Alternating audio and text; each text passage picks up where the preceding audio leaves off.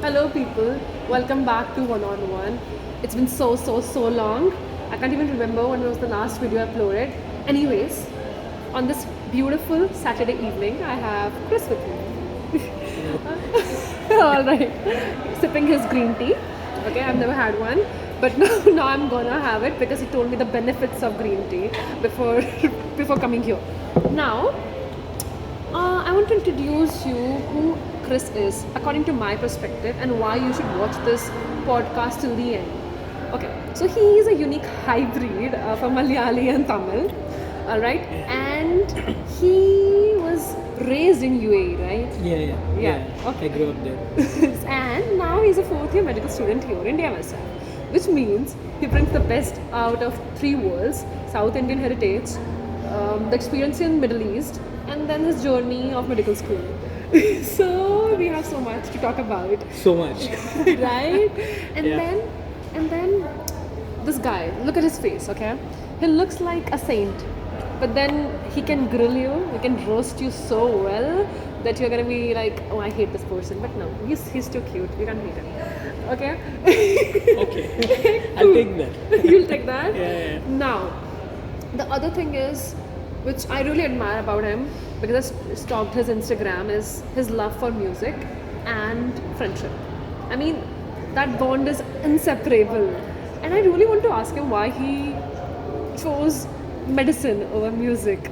Like, why? Okay, we'll get to that. No, let's start with that. Let's start with Yeah. okay. So, music for me, it all started when I was in grade 4. So, growing up in a background where it was all church oriented. So, my parents, they wanted me to play in church.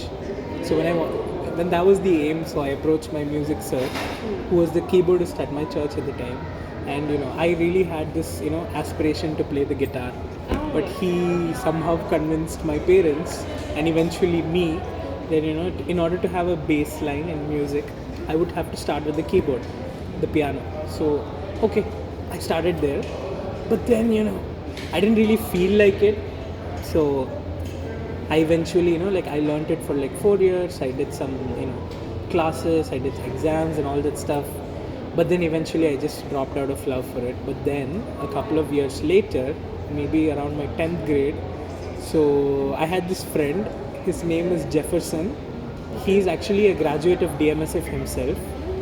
He is from IMD 21. So he was the one who actually introduced me to like guitar, He was the one who taught me, Chris, you sit here, I'm bored. I need someone to vibe with, I need someone to chill with. So he was your childhood friend. He was my childhood friend who ended up coming here, and we both studied in the same college, lived at the same house. It was amazing and all that stuff. So he was the one who taught me, at least guided me. Like I believe I'm self-taught, but then he really gave me that guidance I needed, to like keep pushing forward in guitar and all that stuff. And then eventually we just ended up going through our 11th grade. We used to go to each other's house in the name of group study. We used to vibe with the guitar and like make music, because I can play the piano as well. So I used to play the guitar, I used to play the piano. We used to write crazy love songs about our crushes back in school. So you used to write the songs, you used to make music. Oh my god. That's literally all we did, and that was a fun time. So progressing from that, I needed to choose a career which could pay the bills, and my I had this. I knew I didn't want to go towards. I was a biomath at school, so I didn't want to do anything with engineering, even though I was good at math. But I still didn't think I wanted to pursue that. And then there was chemistry. No. So I chose the course in biology, which sounded posh. I wanted to be a doctor. Yeah, but eventually paved its way through all of med school struggles, everything just worked out. Okay, and I can proudly say that I'm practicing music on the side, because any college event they call me, I go there, I do what I love. But at the same time, in the morning, I'm in hospitals, I'm at school, I'm studying, I'm treating patients. So it's amazing. It's an amazing thing. Okay. blessed to have this life. I want to tell you that, guys, after this podcast ends, he has to run to the studio because we have interns approaching and he needs to guide those people. So it's so great. And the band, your band name is Dr. Dope. And these people are so dope. And honestly, the spectrum was too good. Like, it was too good. I mean, a small, prelude towards the naming of the band. A lot of people think it's a parody to some other group that exists in college, but it's not. Our whole point was we decided to name our band Dopamine. Okay. The neurotransmitter. Because, we thought our music can instill dopaminergic effect in our body. And then I was like, wait, we're doctors though, Dr. Dopamine. And then we did take inspiration, but then we eventually ended up with Dr. Dope. And how long back was it? So this happened in 2023. Oh, just a year. Yeah, this was in 2023 when we decided to join forces. So the special thing about Dr. Dope is that it's me from 24, then there's Guru Prakash from 24, there's Eden, our lead singer, from 25, and then there's Gladwin from 26. So all of us are from different IMDs. So, and we just joined together because of our love for music, and we ended up winning the Iris event for group singing, and that's when it became a thing. I remember it. I can't recall the name of the person who was hyping the audience, was going all over this what was that gymnasium? Eden. That's Eden. Oh wow, a proper concert vibe it was. Honestly, he's a performer. He's a performer. Yeah. Indeed, he is. Okay, now what basically this whole podcast is about is discovering you, because I feel that you are one of the most real, honest and a funny person I know and really super cool also. So that's why I thought I want to see your journey from your childhood. So I want to talk about your childhood. Where were you born? Where were you raised? How were your school years like? Okay. So please enlighten us. Okay, so this is like a pretty mad, wild journey, because I was born on the 26th of December 2000, and my mom told me that I had the umbilical cord around my neck. Okay. So I was like a little late. Or else you had been a Christmas child. Yeah, I would have been a Christmas child, but yeah. So because of that, I was born on 26. Childhood went good. I was a little sick kid. I used to get hospitalized a lot and stuff, but this was all in India. But then around when I was 6, my family made the move. That is me and my mother. We moved with my dad. So my dad was in Ras Al Khaimah, United Arab Emirates, for almost since 1990. Okay. So he worked there for a long time. So he just it's like, okay, he's financially able enough to bring us also over there. So we decided to move in with him, and I started my first grade there. And throughout my schooling, I did my schooling in Ras Al Khaimah Indian High School, so Indian School Ras Al Khaimah. So shout out if anyone is watching. I hope they watch. Yeah, I'll share it. Okay, so I studied over there. So my childhood has been stress-free. Honestly, I would like to thank my parents and for really like giving me that blessed childhood, because I did not have to see. We were not rich by any means, but my parents made sure that I did not need anything extra. Like I did not want anything extra. I had everything that I needed, for a kid to go through everything. So it was very nice for me. Until my rebellious teenage years, everything went nice. Okay, I was the class topper. One of them. I used to study well. I used to do everything. Then the rebellious teenage years came. Yeah, my mom and dad, they know what I did during those years. Got into some issues. Like here and there, some fights. Dumb teenagers. What am I kidding? Boys. Yes, we have unrealistic egos and all that stuff. And my friends were not helping either. So 9th and grade 10 was good, especially because it made my dad very happy, because I ended up getting CGPA 10. Wow. So yeah, I don't know, that was my final academic achievement. That was when I stopped prioritizing studies to 100%. Okay, until this year, which I'll come to next. Okay. So and then 11th grade, whoop, I dip in study. So this is when we start being like friends, we chill, we party and stuff, all that stuff. And then 12th grade, I realized, oh well, our relatives in India really see the 12th grade marks as some kind of lifetime milestone, Yes, like yes. all those children pedia milestones, like walking, crawling, and then all of a sudden 12th grades nowhere but in India. True. So I had to study again. I put on my glasses and kept my books in front of me. 2 weeks, hustled. Ended up managing a respectable high 80s score, like 88 or 89. I can't even remember. That's the whole point. So yeah, that was good.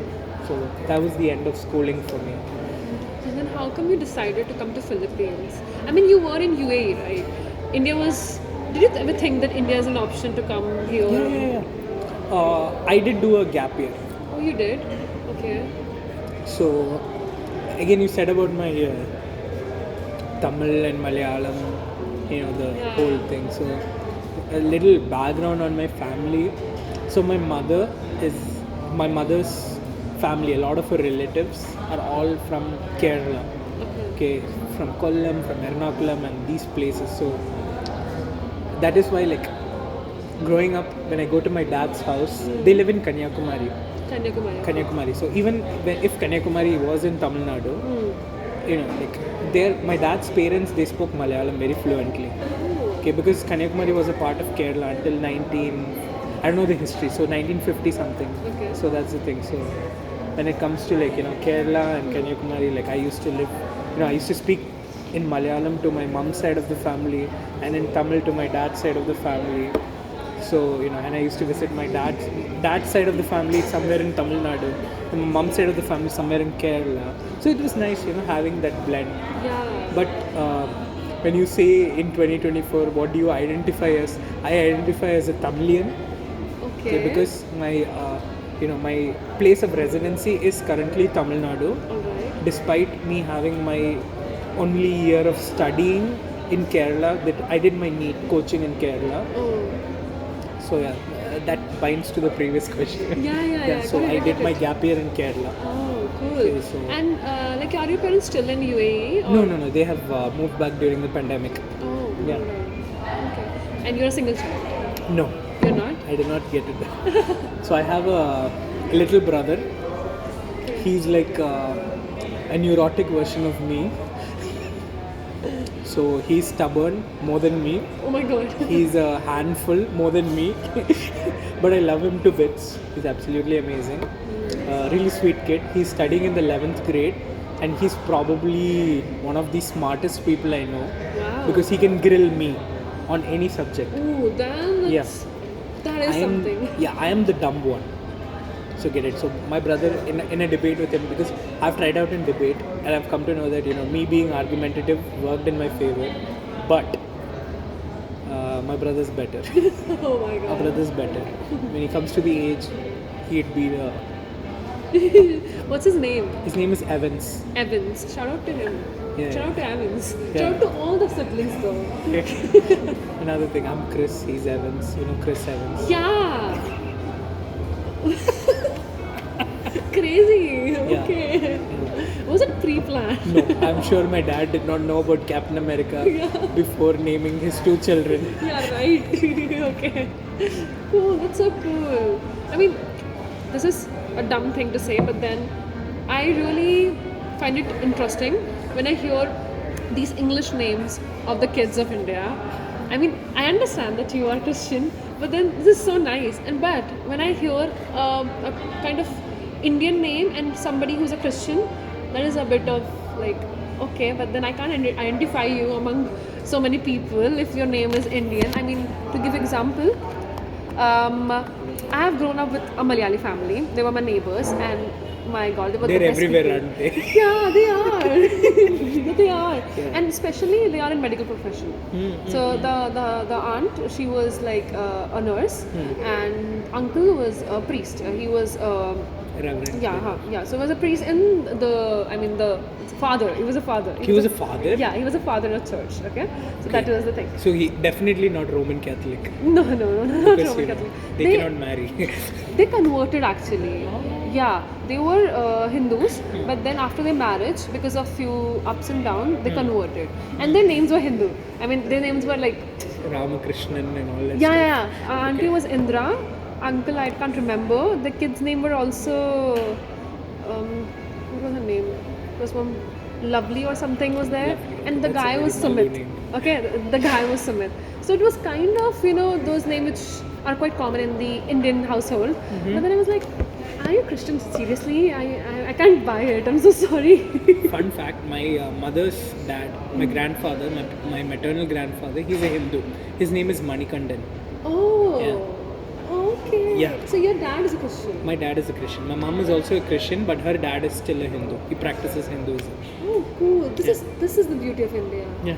I mean, this kind of things cannot exist outside. Yeah. And my grandmom and my granddad still coexist.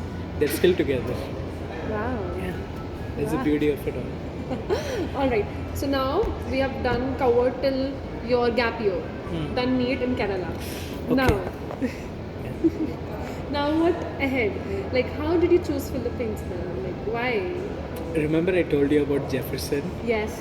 There's another very important person / figure in my life. His name is Febin. Okay, no. Okay, Yeah. you know him. Of Yeah, course, you yeah. have met him from last year Yes. as well. So he was my best friend since we were 5th grade. So brother decides to show up here because one of his relatives is one of the agents. Oh, agents. Yeah, Okay. who actually like bring them here. Got So it. when I did not do NEET well, sorry mom, it's because not because I did not Study. wasn't good enough. It's because I did not study well enough. That was the truth. That Lot of happens. PUBG and all that stuff. Oh my god, I can relate so badly because like Sumita who's here, we became friends this way, In pandemic, we had our drop year and we used to play PUBG. That's all we used to do. I'm so sorry. Oh my god, my parents are gonna know about this now. I'm so sorry. But yeah, I didn't study. They know this, and I told them this last December that guys, it's this sad reality, but I didn't study. That's why. I mean, it worked out. So Yeah. I mean, my grades showed because in my coaching center they used to put us in classes considering our marks. Oh. So there was like A1 to 7, and then there was B, and there was E. Okay. So at the beginning I was in A3. Okay. Okay, and then eventually I dipped to A7, and then I dipped to E. Oh my god. That was me. So that was my whole progression. So the beginning mock test I used to get in my 600s, then I moved to 500s, 400s, 300s. Eventually I came down to 100 something. And that was me. Okay. Okay. And then luckily in the last couple of weeks, again, put on my specs, took my books, and eventually ended up getting a respectable, 390s. So it was, But I guess everyone, if they are part of DMSF and they're watching, they'll relate to this thing exactly. so badly. I mean, first of all, the drop year is the worst. Yeah. It is the worst. It is the worst that can happen to a person, I'm telling you. And then, if you're not interested in medical, you can't score. I mean, I'm a living example. I was not at all interested in medicine. Till now, I'm not interested in medicine. Oh, God. But I'm here and I'm enjoying it because the opportunities I'm getting. And then maybe eventually I'll do an MBA after it. So that Hospital management. Yeah. So That's it's my not same that bad. plan, maybe. Okay. Tell me about your plans. That was one question I prepared. What are your postgraduate plans? So, because I had no idea that your parents have shifted back to India, so I thought maybe you'll go back to Middle East. I mean, I can still do that because thanks to the number of years my parents lived there, we have a lot of friends and family still in the UAE. Okay. So I can still choose that as an option if I do consider it. Okay. So, do you know any process how this thing happens? Like, if somebody whose parents are not there, who has no connections to Middle East, can they go? the shortest thing I can say is the pay is much better. All right. Okay, so And the lifestyle is also much better. yeah, and the people respect doctors. As you know, a lot of issues are happening in India, especially for women. So, which is a really pressing issue at the time. And so, considering all this, I've once again put UAE on my agenda because I really want to go through the grueling Indian system of doing FMG, doing my internship, working on my NEET PG, and then getting something like in medicine, like internal medicine. Yeah, That's okay. my whole focus right now Wow. because I really want. I really enjoy that subject, but surgery is not off the table. Okay. But then I really want to go through internal medicine, maybe radiology even. I don't know. Let's see. Radiologist gets good money.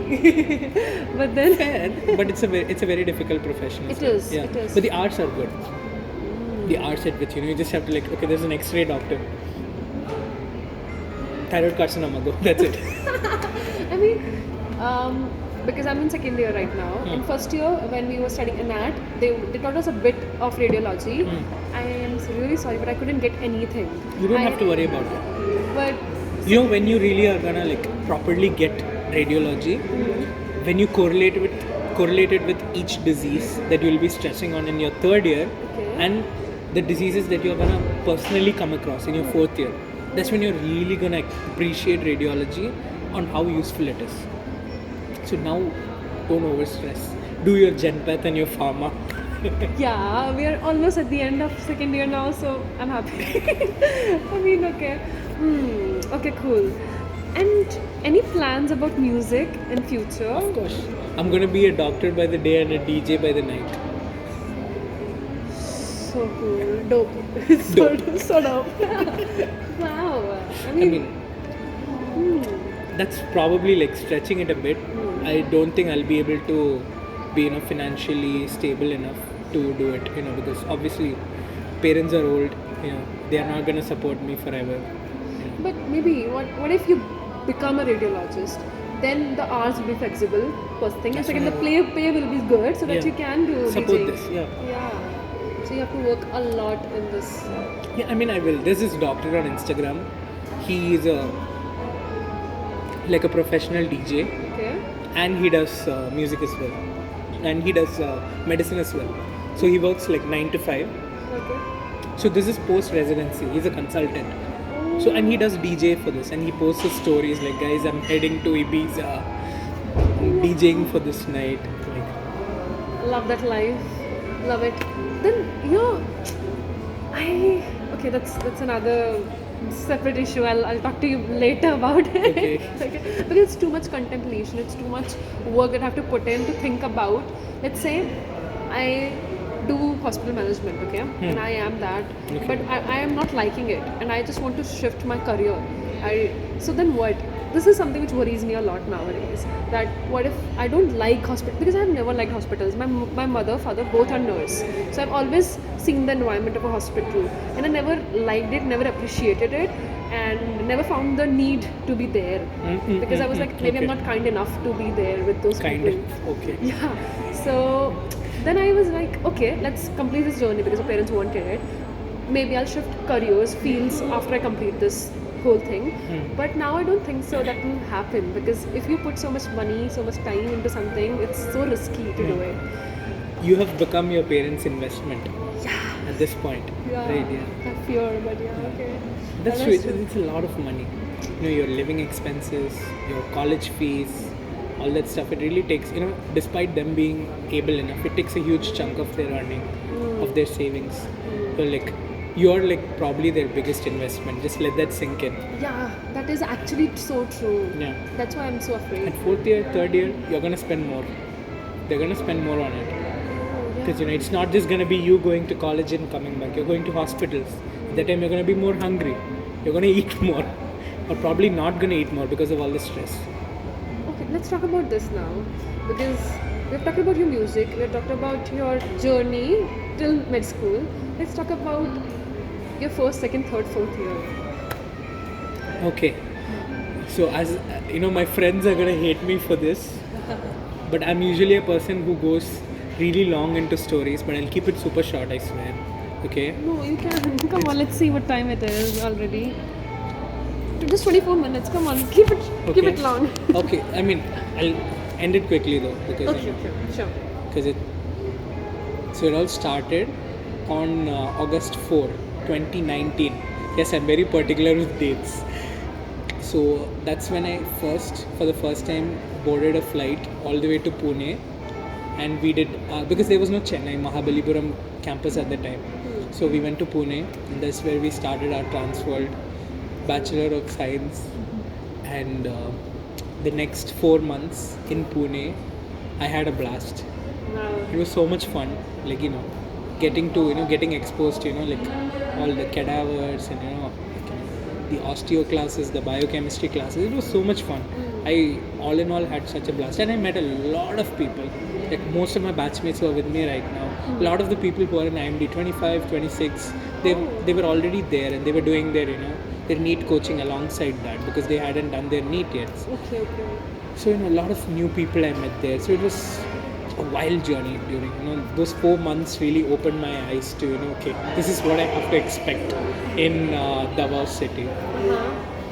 And fast forward to February, I think 10th. So I did not know the significance of this date because it was very lucky that I got a flight ticket to here because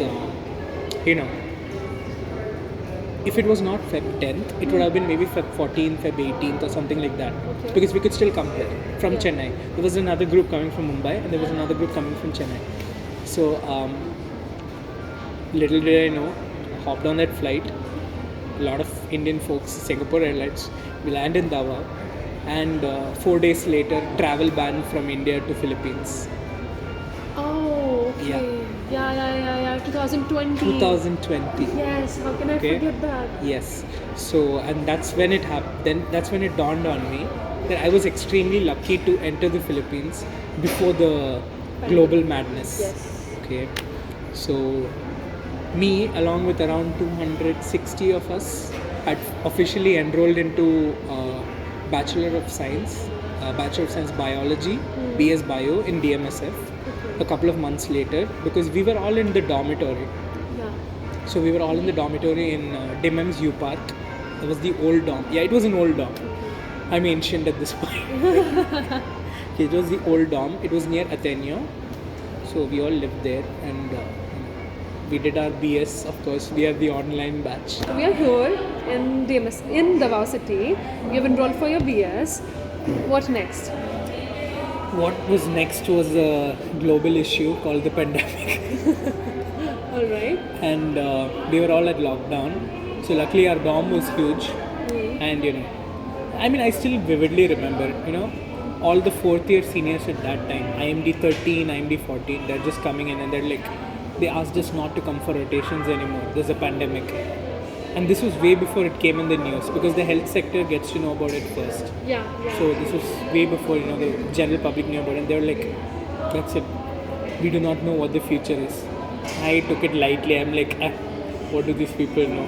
These doctors are overthinking it too much. And then the next 6 months we did not step out of the dorm. We were locked inside. We wrote our NMAT during this time. We went out of our dorm by the way, DMMs had a huge basketball court and we had a huge park inside the dormitory. Wow. Yeah, we had like 800 to 900 people in the dormitory. It was the biggest dormitory here. So shut it. I don't know. I guess the lease got up. I don't know how the management. There are a lot of new dorms here. Yeah. We had no idea. There were like 5 dorms before when I came here.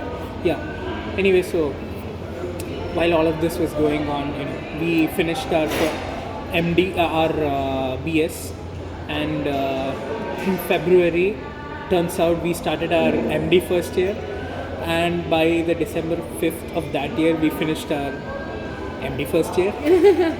All online, by the way. Like quick disclaimer,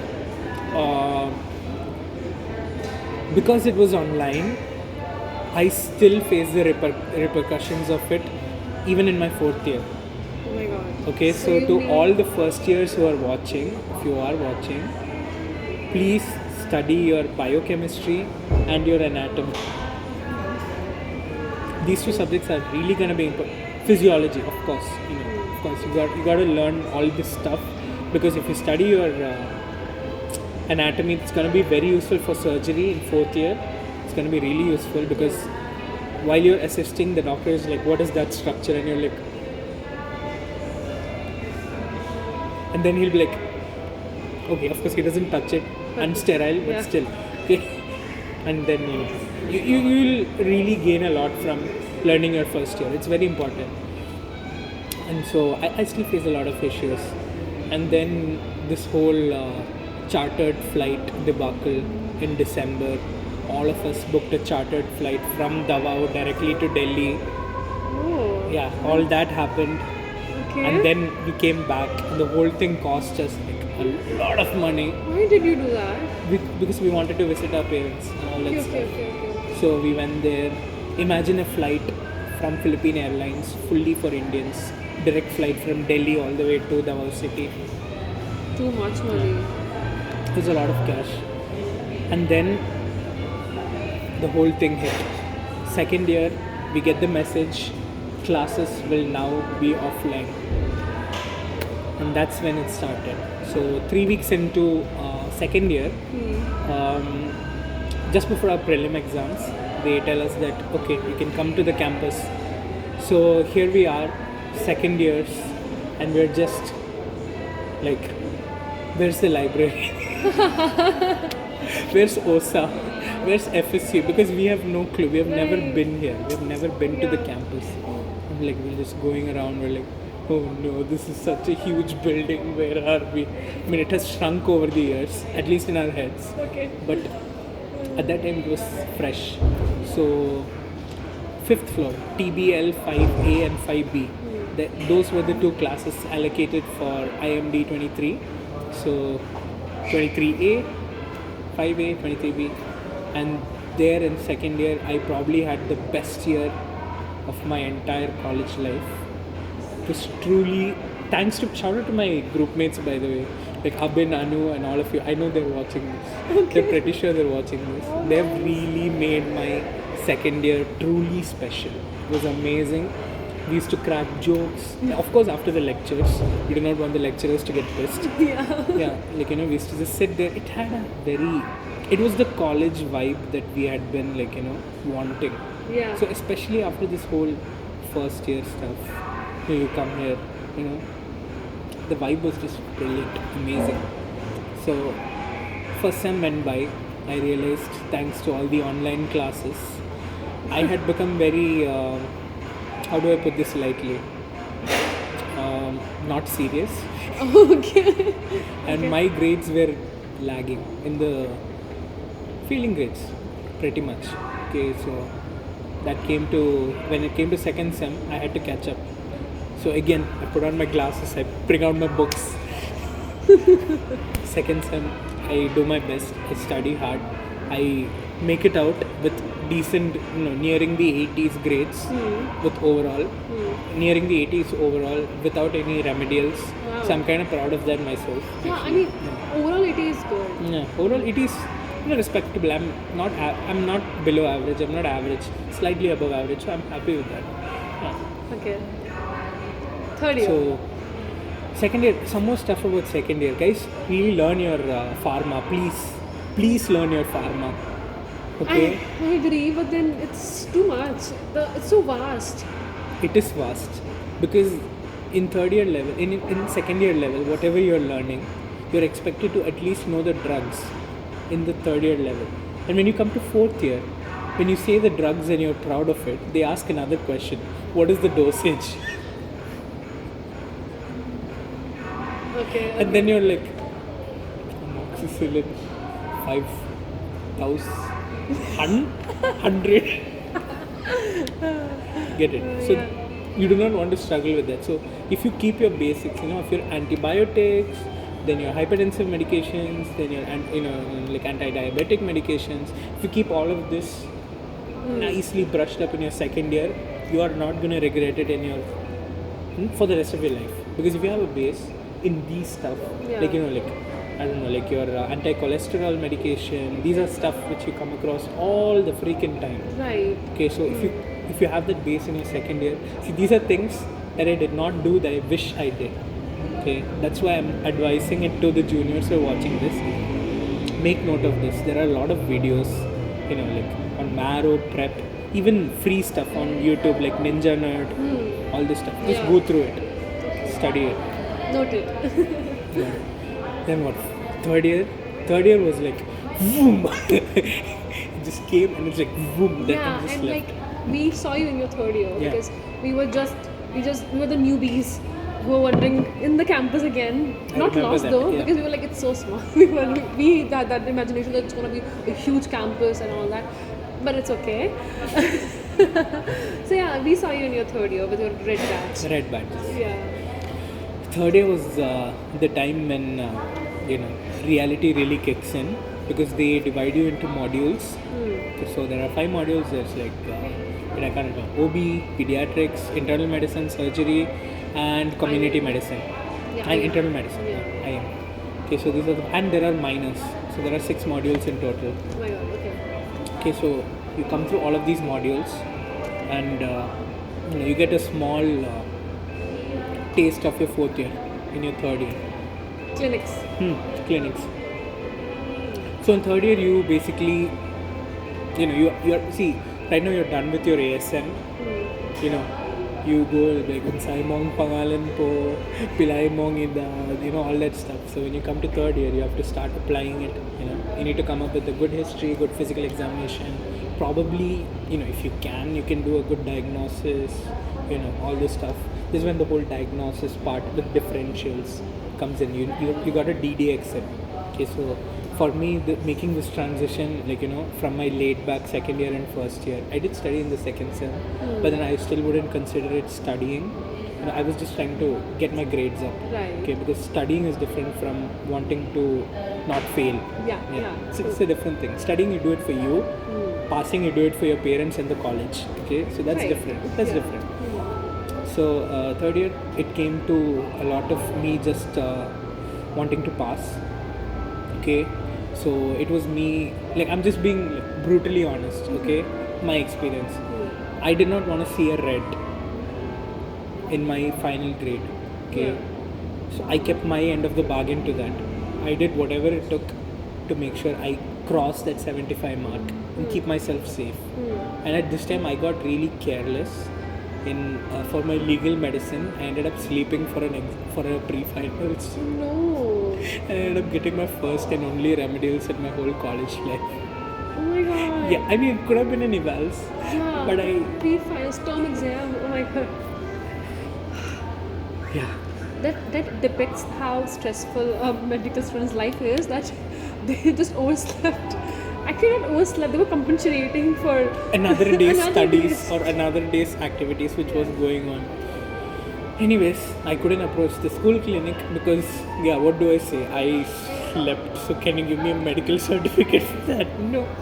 They're not giving me another exam for that. So there, I had my first remedials. I will not forget it. I promised to myself, okay, Never I'm not wasting 6,000 pesos on just writing an exam that I could have written and easily passed. Yeah. So that was a huge experience for me. And then 3rd year was also the time when I really realized that I like the whole aspect of internal medicine, because I really love detective shows. Yeah. Okay, so when it comes to internal medicine, it's like 600,000 diagnoses, and you really have to focus and eliminate, cross check, really dive deep into each diagnosis in order to get what is right. I really like the aspect of that. Okay, so I was like, okay, I might go internal medicine, but at the same time pediatrics is right there, because I really like to deal with children as well. Okay. That really gave me a sense of joy. Wow. So I was like, okay, there's something there. 3rd year came to an end. I had my share of fun. There was ISD, there was entrams, participated anything in all of that. It was all good. And then 4th year, the literal wake up call for every student ever.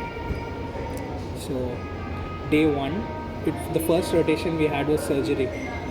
Okay, so surgery is probably the coolest rotation you can have because you get to assist along with consultants who are 30 years senior to you, who have that much of experience and knowledge, whom I still am like scared to even look at their face because considering the amount of knowledge that they have, and like just imagine like when surgery docs come, a lot of them make noise in class. When I went to fourth year, I'm like, wait, these people are extremely well paid, extremely knowledgeable, extremely like that high on the whole pecking order, and yet a lot of students do not give respect to them. It really hurt me at that time.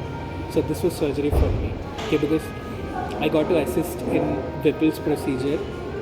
Okay, then there was an exploratory laparotomy to a patient who had schistosomiasis, and then got to view a lot of other laparoscopic surgeries and all this stuff. The Whipple's procedure went on for 19 hours. So at hour 11, they saw that I was really struggling to and to like assist, hold it, everything, like literally 11 hours. And then the doc was like, just call the other clerk. So that was like me entering into clerkship and realizing I'm like lacking so much. Like I need to learn a lot more because there are patients who are literally depending on you to like literally giving their life, like properly putting their life on the line. Okay, and well, in a private hospital it doesn't make much sense because there are always superiors who are like looking out, like cross-checking what you do wrong. But imagine you start rotating in a hospital like SPMC, where it comes to my second rotation, minors. Okay, a lot of the stuff, including the diagnosis, you are doing it. Just for a second, you just imagine. You get the diagnosis wrong. And then Wrong management. Yeah. Okay, because the residents are often busy because they expect a lot of basic stuff for you to know. Okay, this is when it really clicked. This is when I started studying. I started preparing. And this is when I really realized that medicine is for me. Get it? I did not choose medicine, it chose me. Oh my god, that is... Get it? Yeah, get it. That's how I felt at that time. Because I felt like if I could put the best of my abilities into work, okay, I could really help people out. Okay, that's when it really clicked, and that's when I really wanted to, like, that's when I was so glad that my dad pushed me to this. So that's the culmination of all my rotations from year one till the end so far.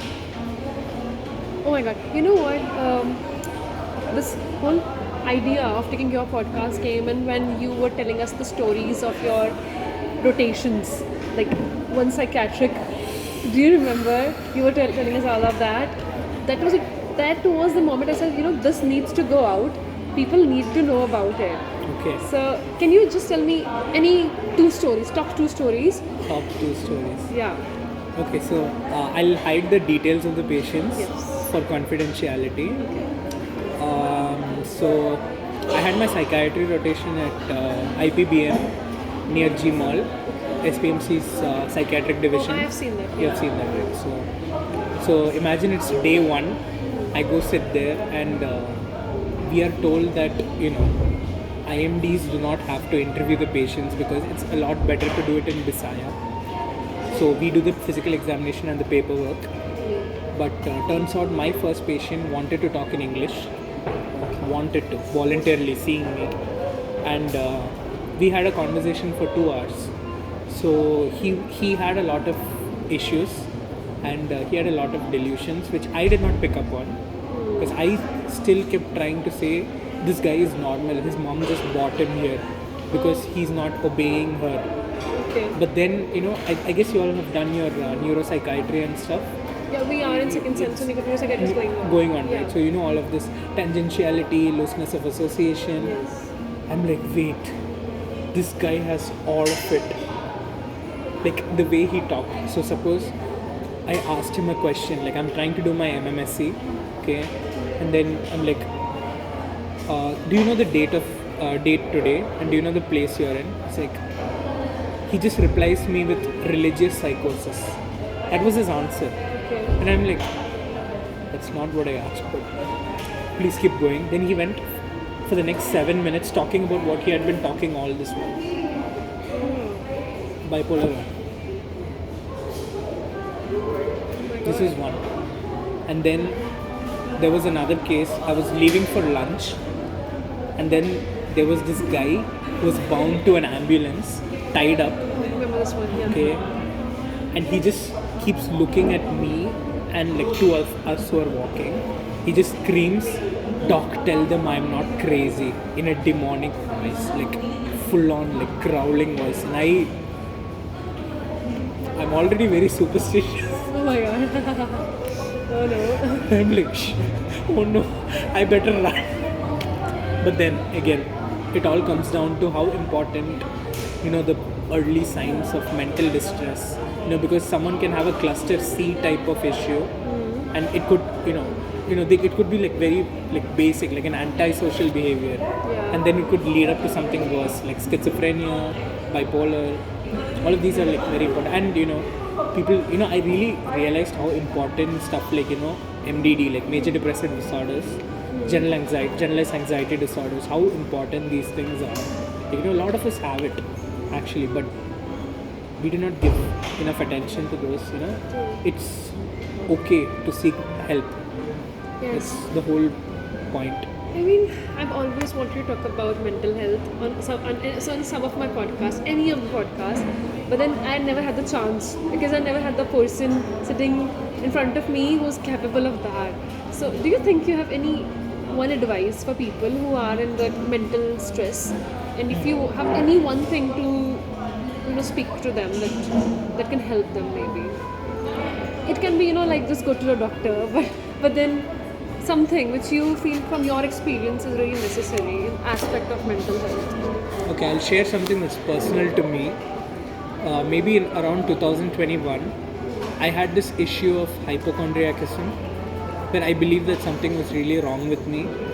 Okay, and I really believe that even the smallest symptoms my body shows was a huge disease hiding. Okay. I had this issue for me. So the moment I realized that this was truly an issue was when I started to get help, to try to talk to people. Alright. Okay. So my advice to people who are going through depression, feel helpless, just talk to someone. Just talk to a person who you feel like can understand you. Okay, I'm spiritual, very spiritual. For me, my faith is one of the main things, like my driving force to a lot of the decisions that I make. I can't believe I haven't talked about this. Okay, a lot of my decisions that I've made comes through because of my faith, and the importance I give to God. Okay, a lot of people may think that it's God doesn't exist. Okay, for me it's like, how can you may say he doesn't exist. I respect your opinion, but I've felt it, I've experienced it. I've experienced the peace and tranquility that spirituality really instills upon us. So when that's the case, how can you say he doesn't exist? And so for people who are struggling with this, reconnect with your faith. Doesn't matter. I can recommend my God. Okay, but whomever you're worshipping, whomever you're with, whomever you believe in, try. Just get closer to him. It might help you. Because for me it did. I know it did. That's all I wanted to ask. Yeah. Something that worked for you. Cool. How do you feel about this whole thing ending? Like the journey, you're gonna be a postgraduate. I mean, but how do you feel about the end of your med school? One word, bittersweet. I'm very glad that it's ending, because this road was horrible. A lot of, after fourth year I can say this, a lot of blood, sweat and tears went into this. Okay. Yeah. And sleepless nights, broken friendships, fights with parents, disagreements, fights with yourself, having doubts of whether you are enough, all that stuff went behind this. But at the end, the certificate you get is the thing that, look at this. I did it. That's Waiting how I for the feel. moment, like next year. What is that? January, February, March? Where are you guys waiting? February, 2nd to 3rd week. Great.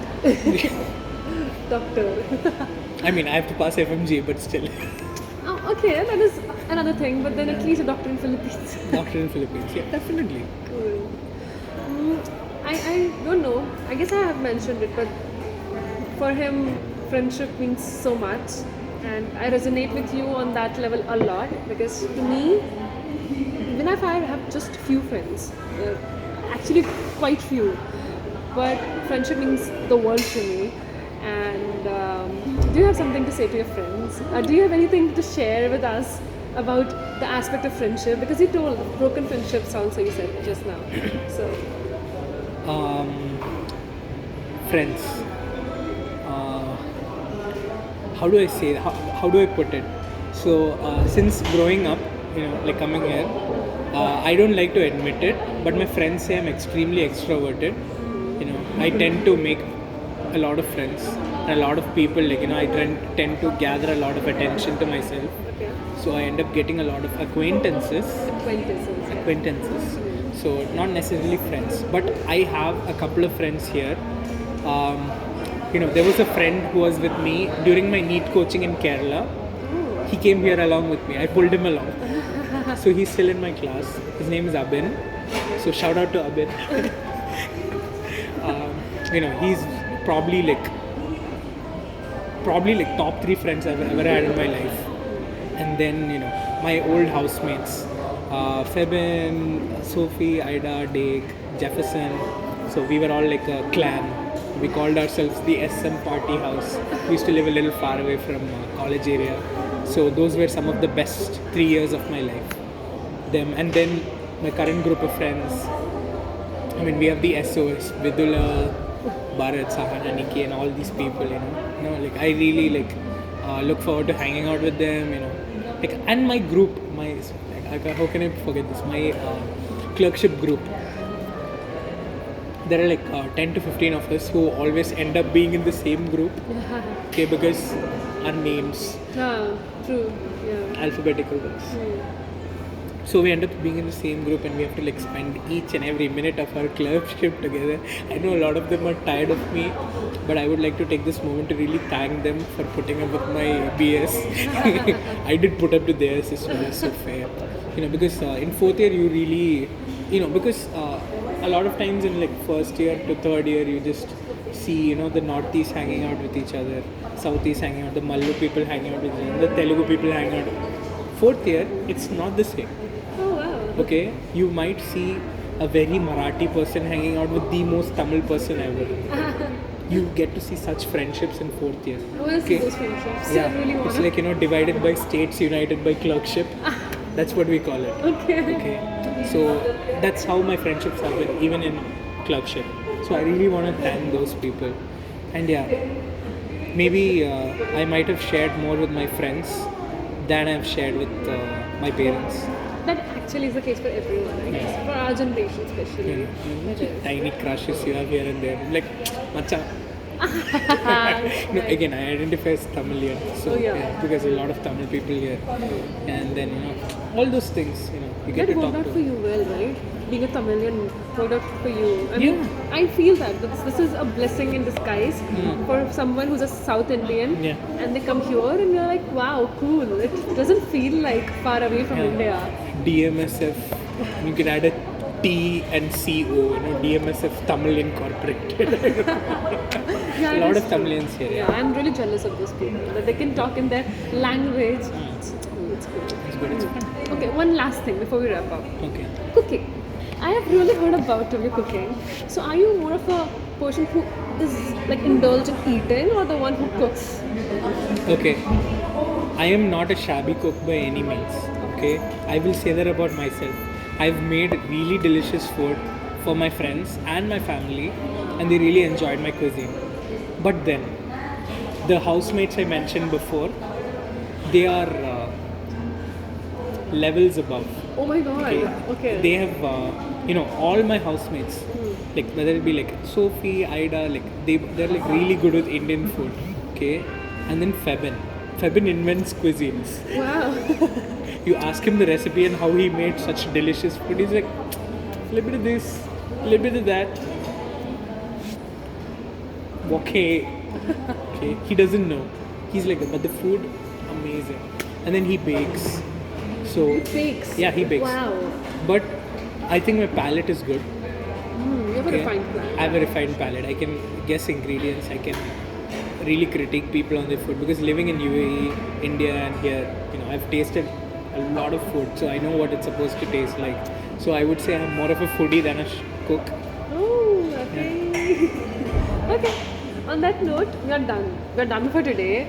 I wish I could say that we'll have more podcasts like part 2, but then he's gonna leave in February.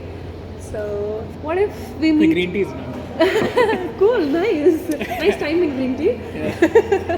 All right, so we'll end it here. Thank you so much for coming. Thank you It was so an much. honor. It was an honor. Oh my god, okay. But honestly, like taking out time from your clerkship, from your rotations is a big thing. So thank you so much for that. Thank you for having me. Thank you for having me. Bye guys. Bye.